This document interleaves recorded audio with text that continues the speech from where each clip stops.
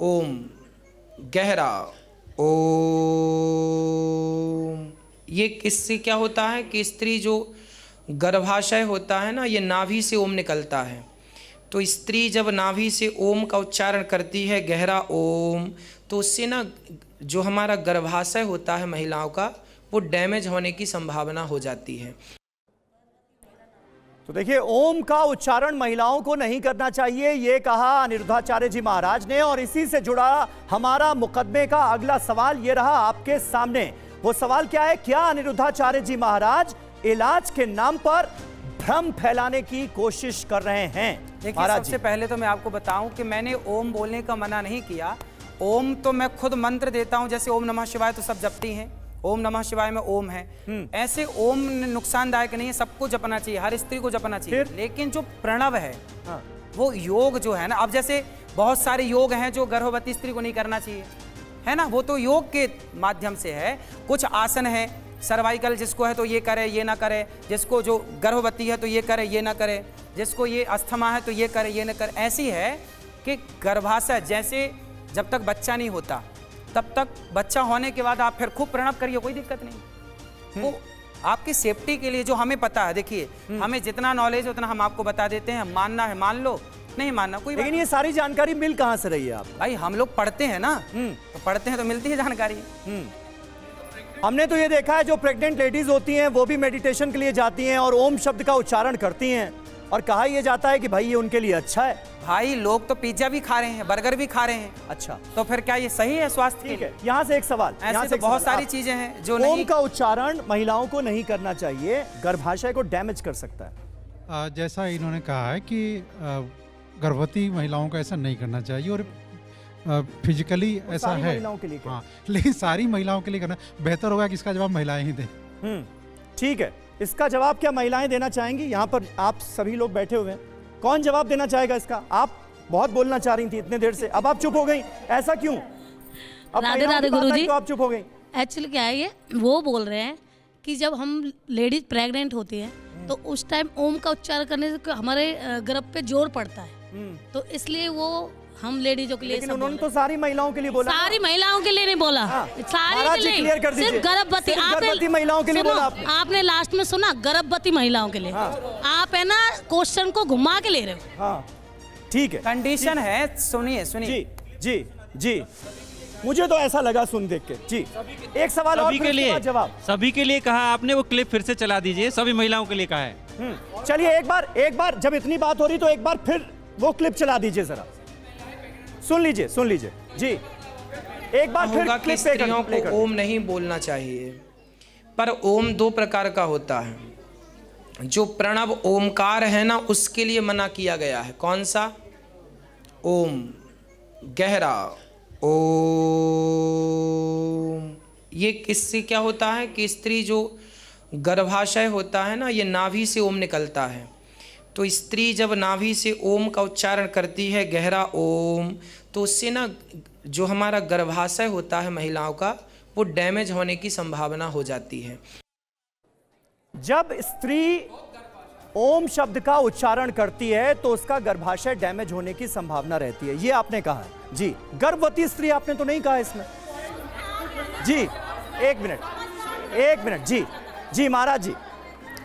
समझदार को इशारा काफी है, और ना समझने वालों को नहीं, तो आप क्लियर कर दीजिए ना महाराज जी, क्लियर कर दीजिए। गर्भवती स्त्रियों को डैमेज करने की संभावना है उसको। ठीक है, चलिए TV9 भारतवर्ष के इस स्टूडियो में मुकदमे में ये क्लियर किया है महाराज जी ने कि उन्होंने सारी महिलाओं के लिए नहीं कहा, ओम शब्द के उच्चारण को ना करने के लिए गर्भवती महिलाओं के लिए कहा। आप क्लियर होना और चाहिए। सामान्य ओम, ठीक है, सामान्य ओम तो रोज बोलना चाहिए, सामान्य ओम तो रोज। जो प्रेग्नेंट वुमेन होती है उनको डीप ब्रीदिंग बोला जाता है। डीप ब्रीदिंग क्या होता है? श्वास अंदर लो और पूरा छोड़ो, अंदर लो छोड़ो, तो वो उनके हेल्थ के लिए अच्छा होता है, बच्चे के लिए, फीटस के लिए अच्छा होता है। तो ये भी जो आपने बोला ये अनसाइंटिफिक है, ये आपको लगा और आपने बोल दिया। लेकिन आप तो साइकोलॉजिस्ट हैं, आपके पास एक मिनट, आप तो साइकोलॉजिस्ट हैं, तो आपके पास ऐसा कोई तर्क है जो ये साबित करे कि ओम शब्द के उच्चारण से फायदा होता है महिलाओं को?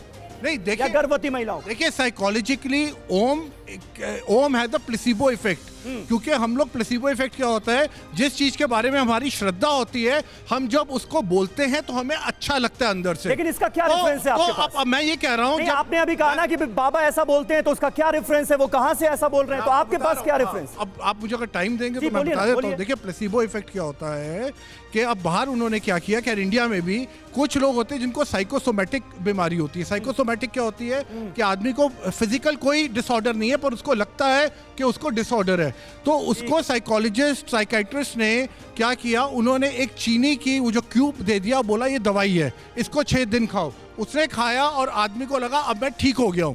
तो ये साइकोलॉजिकली होता है, इसलिए इसको प्लेसिबो इफेक्ट। तो जो ओम है, अगर हिंदू है आदमी, तो औरत अगर हिंदू है, वो बचपन से ओम सुन रही है, चाहे वो डीप ब्रीदिंग ओम करे या शॉर्ट ब्रीदिंग ओम करे, उसको ओम वर्ड उसके लिए, चाहे प्रेग्नेंट हो, कोई उसको उसके अगेंस्ट कोई फॉलो आउट नहीं है। चलिए, ये जो लॉजिक है, ये लॉजिक है, कितने लोगों के समझ में आया जो अभी सर ने दिया? चलिए, कुछ लोगों को समझ में आया, कुछ लोगों को नहीं आया। थोड़ा सा आगे बढ़ते हैं, सवालात बहुत हैं। महिला और पुरुष को साथ रहना चाहिए या नहीं? अनिरुद्धाचार्य जी महाराज महिला और पुरुष के रिश्तों को लेकर नई मर्यादा रेखा भी खींच चुके हैं। जरा सुनिए।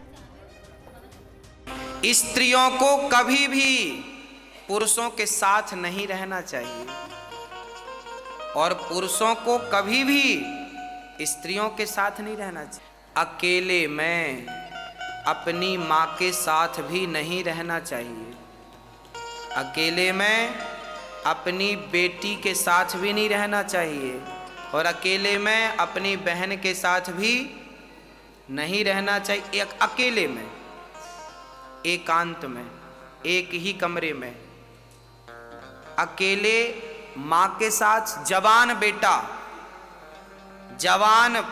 बेटा अपनी माँ के साथ अकेले में ना रहे।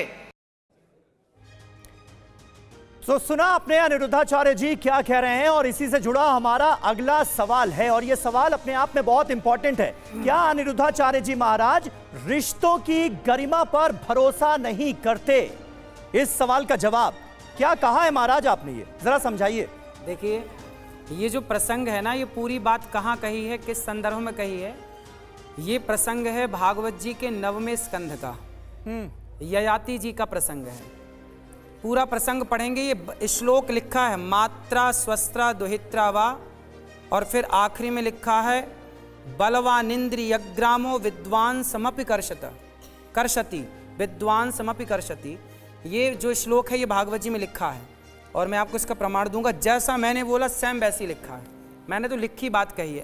अच्छा, ये प्रसंग क्या है ये समझना पड़ेगा। जब तक आप प्रसंग नहीं समझते कि ये बात क्यों और किसके लिए कही गई, ये ययाति जी ने कही है कि इंद्रियां हमारी इतनी बलवान हैं, हमारी इंद्रियां इतनी बलवान हैं कि बलवान इंद्रियग्रामो विद्वान समपि कर्षति, मतलब बड़े बड़े विद्वानों का, बड़े बड़े ज्ञानियों को भी ये इंद्रियां मोहित कर लेती हैं। इसलिए अकेले में पर पुरुष के साथ, अपनी माँ जवान बेटे के साथ माँ को ना रखा जाए, ना रहे, ऐसा श्लोक में जो कहा गया वो मैंने कहा। और ये केवल इसलिए कहा गया कि इंद्रियों का भरोसा नहीं, कब किसकी इंद्री कैसे रिएक्ट करने लग जाए, इसलिए हमें अपनी सावधानी रखनी चाहिए। लेकिन एक पिता के साथ उसकी अपनी बेटी सबसे ज्यादा महफूज, सबसे ज्यादा सुरक्षित महसूस करती है। एक माँ के साथ उसका बेटा सबसे ज्यादा सुरक्षित महसूस करता है। माँ की गोद से बड़ा तो कुछ है नहीं। मैं आपको ये बोलना नहीं चाहता, अकेले में दोनों को रहना नहीं चाहिए। मैं आपको ये बात बोलना नहीं चाहता था, पर आपने मजबूर किया तो बोल रहा हूँ।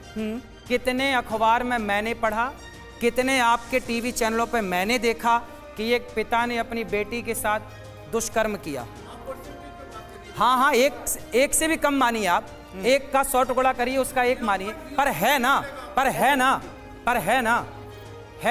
फिर जब है तो हमारे शास्त्रों ने पहले ही बता दिया कि भाई मर्यादा में रहो, इसलिए बेटी माँ के साथ रहे, भाई बाप के संग। मेरी बेटी मेरे से प्यार करे, कोई बात नहीं, पर बात है अकेले की। लंबे टाइम तक अकेले रहना, इंद्रियों का कोई भरोसा नहीं। ये बात मैंने नहीं कही, भागवत जी में लिखी है। और जिसकी अगर कोई बेटी नहीं है, बेटी